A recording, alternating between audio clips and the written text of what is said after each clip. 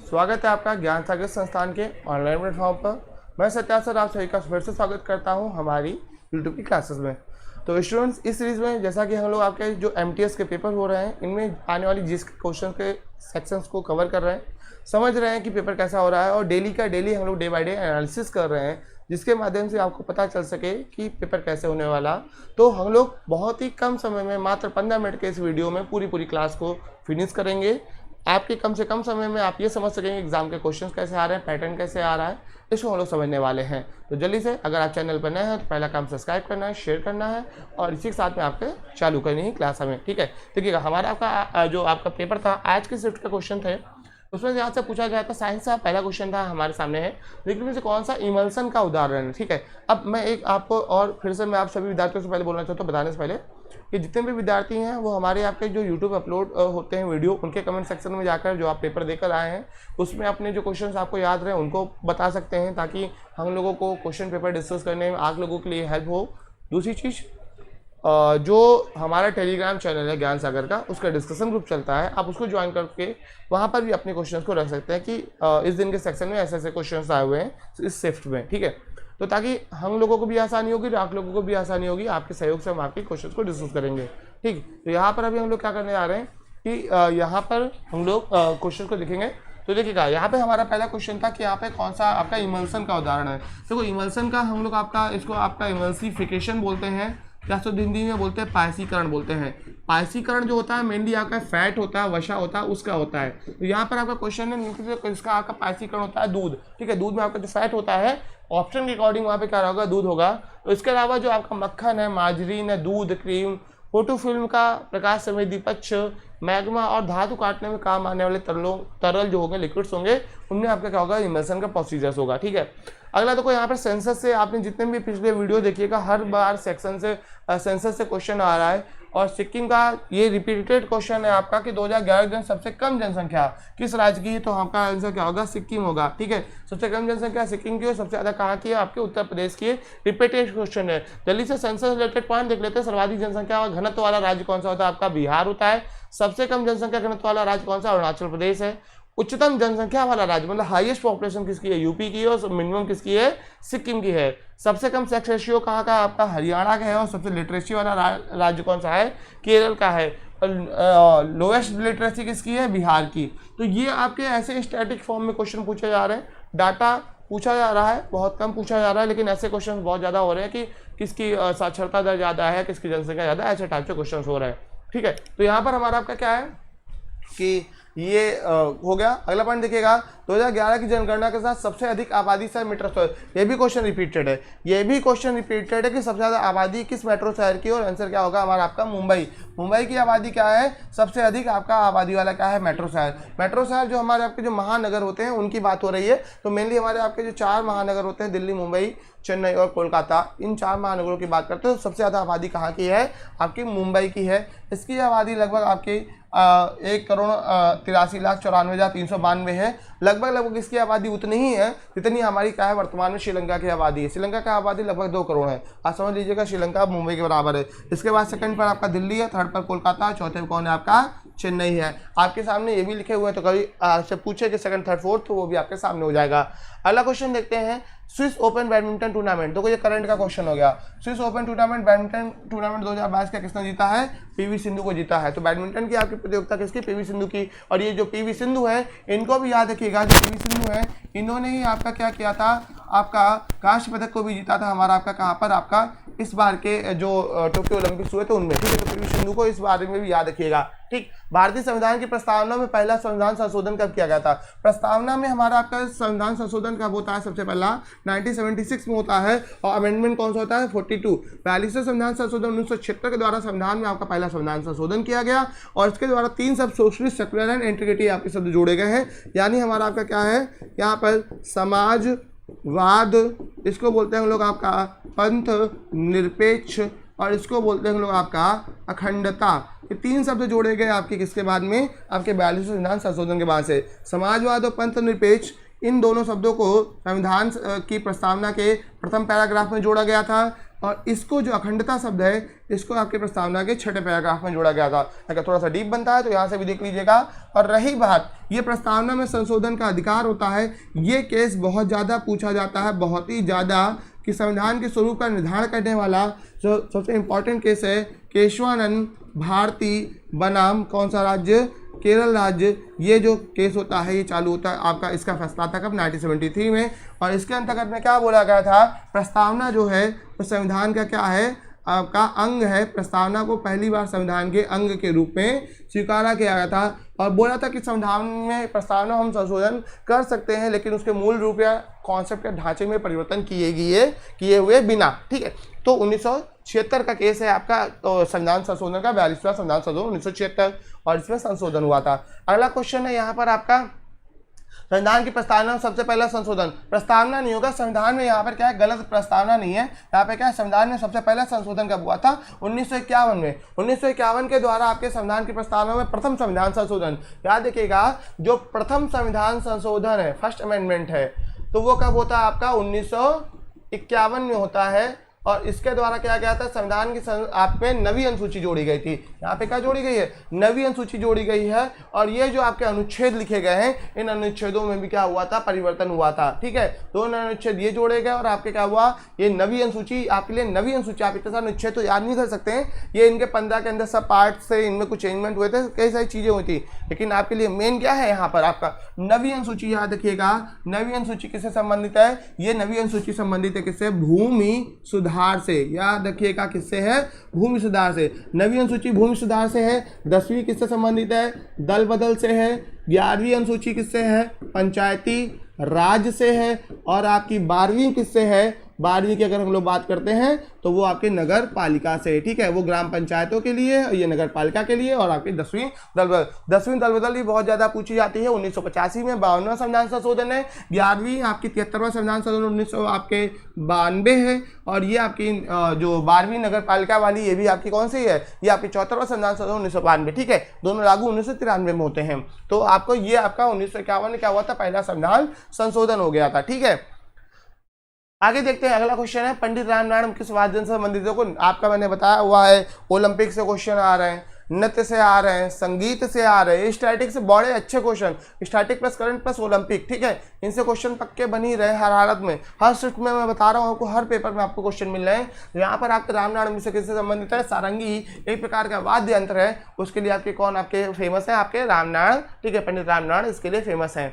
आगे देखिएगा अपर्णा सतीशण किस शास्त्रीय नृत्य, देखो मैंने बताया ना शास्त्रीय नृत्य, अभी मैंने बोला इसके जस्ट पहले नृत्य से क्वेश्चन आ रहा है आपको हर सेक्शन में। लास्ट टाइम पे मोहिनीअट्टम पूछा था किस राज्य का है, मोहिनीअट्टम कहाँ का, केरल का है। इस बार भी पूछा गया है कि आपका अपर्णा सतीशण किससे है, आपके ये कुचिपुड़ी या भरतनाट्यम से संबंधित है। यहाँ पर आपके ये आपके नृत्य से क्वेश्चन हो गया, नृत्य डांसर पूछे जा रहे हैं कौन कौन से होते हैं। अगला देखो रणजी ट्रॉफी 2019-20 ये किसने जीती थी, सौराष्ट्र ने जीती थी। ये आपसे इस बार का करंट नहीं पूछा, इस बार का होता तो आपका 2022 का होता था। 2022 की जीती रणजी ट्रॉफी, एमपी ने पहली बार किसको हराकर, मुंबई को हराकर जीती है। एमपी ने पहली बार, ये भी करंट का क्वेश्चन है और बन सकता है आपके शिफ्ट के अकॉर्डिंग, जैसा कि पैटर्न चल रहा है। तो इस बार का नहीं पूछा क्या वो आपका 2019-20 का 2019-20 का रणजी ट्रॉफी खिताब किसने जीता था, आपका क्रिकेट ने वो सौराष्ट्र ने जीता था। और ये जो रणजी ट्रॉफी होती है क्रिकेट खेल से संबंधित होती है। आगे देखिएगा खानवा का युद्ध। ठीक है, खानवा का युद्ध आपका किसके मध्य में लड़ा गया था, ये लड़ा गया था बाबर और राणा सांगा के बीच में, 1527 में होता है। ठीक है, बाबर और राणा सांगा के बीच में। यहाँ पर जो आपका बाबर आता है वो आपके भारत में क्रमशः 1526 से लेकर युद्ध करता है। 1526, 27, 28 और 29 ये बाबर के क्या होते हैं, प्रारंभिक 4 युद्ध होते हैं। 1530 में बाबर की मृत्यु हो जाती है। बाबर के प्रारंभिक 4 युद्ध यही रहते हैं। 1526 में क्या करता है, वो आपका लड़ता है पानीपत का प्रथम युद्ध। ठीक है, 1527 में वो कौन सा युद्ध लड़ रहा है, खानवा का युद्ध लड़ रहा है। 1528 में चंदेरी का युद्ध है। और 1529 में किसका युद्ध है, घाघरा का युद्ध है। ये आपके क्रमशः 4 युद्ध आपको भारत में पढ़ने किसके, आपके ये बाबर के 1526 से पानीपत का प्रथम युद्ध बाबर राणा सांगा के बीच में हुआ था। खानवा का युद्ध पानीपत का प्रथम युद्ध बाबर और इब्राहिम लोदी के बीच में होता है। इब्राहिम लोदी मैदान में मारे गए थे और मारे जाने वाले दिल्ली सल्तनत के मैदान में मारे जाने वाले दिल्ली सल्तनत के एकमात्र शासक हुए थे। खानवा के युद्ध की अगर बात करते हैं बाबर राणा सांगा के बीच में हुआ तो उसमें राणा सांगा की हार हुई थी। चंदेरी का युद्ध मेदिनी राय और आपके बाबर के बीच में हुआ था। और घाघरा के युद्ध की अगर हम लोग बात करते हैं ये अफगानों और किसके बीच में हुआ था, बाबर के बीच में हुआ था। ये 4 युद्ध याद रखिएगा क्रमशः। ठीक, अगला है आपका 1773 में बंगाल का पहला गवर्नर जनरल। बंगाल का पहला गवर्नर आपका कौन होता है, वॉरेन हेस्टिंग्स होते हैं। ठीक है, बंगाल का पहला गवर्नर जनरल कौन था, वॉरेन हेस्टिंग्स था। ठीक, अगला निम्न से कथन गलत कथन को चुनिए। ऑप्शन के अकॉर्डिंग यहाँ पर क्या रहा होगा, मोलस्का है सबसे बड़ा जंतु समूह है, ये गलत है। ठीक है, मोलस्का आपका सबसे बड़ा जंतु समूह नहीं है। आर्थ्रोपोडा हमारा आपका जो कीट वर्ग होता है वो सबसे बड़ा आपका जंतु समूह होता है। मोलस्का सबसे बड़ा जंतु समूह नहीं होगा। ऑप्शन जो भी रहे हो आप देख लीजिएगा, पेपर पर डिपेंड करता है। अगला है, देखो यहाँ से बुक्स पूछी जा रही हैं, बुक्स पूछी जा रही। मैंने 20 बार बताया आपको, हर बार बताया कि बुक्स आपको जरूर पढ़नी है। यहाँ पर आपका खुशवंत सिंह की आपकी पूछी गई थी ट्रेन टू पाकिस्तान, पहले हम लोगों ने जो पहले वीडियो देखा उसमें क्वेश्चन था।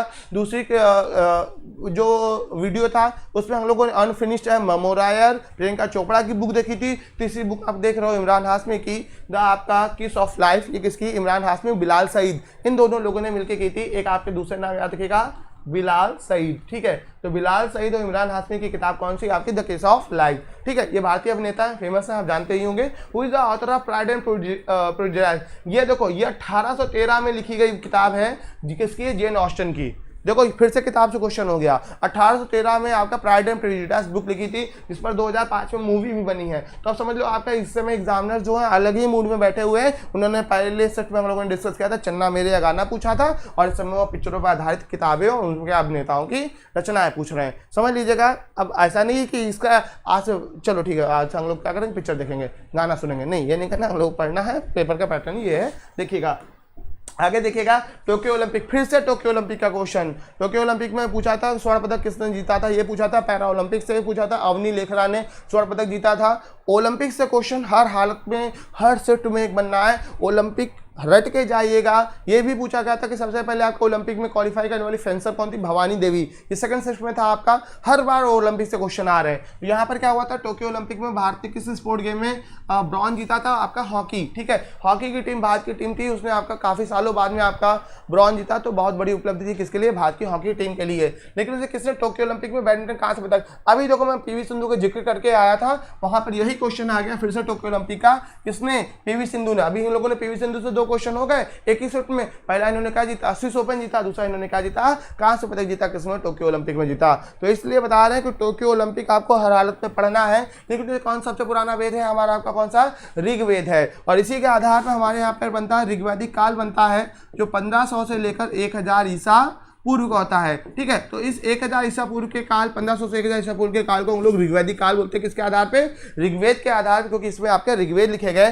ऋग्वेद के बारे में सबने पढ़ा है, मैं 3 भाग बता देता हूँ। ये बहुत ही कम लोग जानते होंगे या पढ़ने में उनको मिलता है। 3 भाग इसके हम लोगों को होते हैं, शाकल, वाशकल और बालखिल्य। ये किसके भाग होते हैं, ऋग्वेद के भाग होते हैं। बाकी अष्टक 8 है, मंडल 10, ये सब आपने पढ़े हुए हैं। ठीक है, आगे देखते हैं पाइका नृत्य। पाइका नृत्य जो है आपका यहाँ पर एक उड़ीसा में, याद रखिएगा, एक विद्रोह हुआ था लगभग 1817 के आसपास में, पाइका विद्रोह। ठीक है, तो इसके लिए आपकी चर्चा हुई थी कि क्या ये भारत का प्रथम विद्रोह है। नहीं, भारत के प्रथम विद्रोह की संज्ञा 1857 की क्रांति को ही दी गई थी। सरकार ने इसके लिए एक जांच समिति बनाई थी। जांच समिति ने 1857 के विद्रोह को ही भारत का प्रथम विद्रोह माना, इस पाइका विद्रोह को नहीं माना। तो उसी पाइका विद्रोह जो उड़ीसा में होता है, तो उसी के आधार पर एक नृत्य बनता है, इसको बोलते हैं पाइका नृत्य बनता है।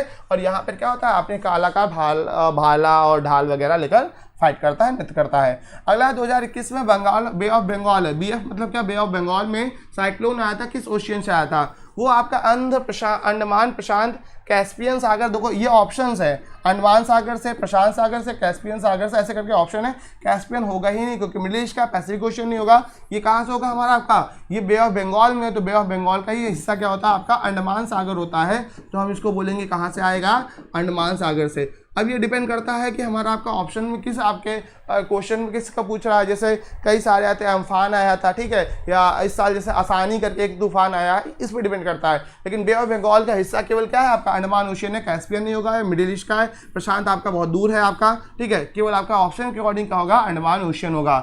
आगे देखते हैं, आगे आत्मीय सभा की स्थापना कौन कर रहे हैं? 1814 में कौन कर? राजा राममोहन राय कर रहे हैं। यही राजा राममोहन राय ब्रह्म समाज की स्थापना कब करते हैं? 1829 में करते हैं। और इन्हीं के कहने पर सती प्रथा का क्या होता है? आपका अंत होता है। और सती प्रथा का अंत किसके द्वारा किया जाता है? उस समय आपके भारत में कौन होते हैं? गवर्नर जनरल आपके विलियम बेंटिक होते हैं। ठीक है, तो विलियम बेंटिक याद रखिएगा, ये हमारे आपके क्या है? ये इनके समय आपके ब्रह्म समाज की स्थापना करते हैं राजा राममोहन राय। राजा राममोहन राय हिंदू कॉलेज की भी स्थापना करते हैं। यही ब्रह्म समाज सती प्रथा और बाकी जो बुराइयां होती हैं इनको रोकने का काम करता है। वही अगर बात करते हैं किसकी? आर्य समाज की स्थापना, ये आपके लगभग 1874 में कौन करते हैं? दयानंद सरस्वती करते हैं।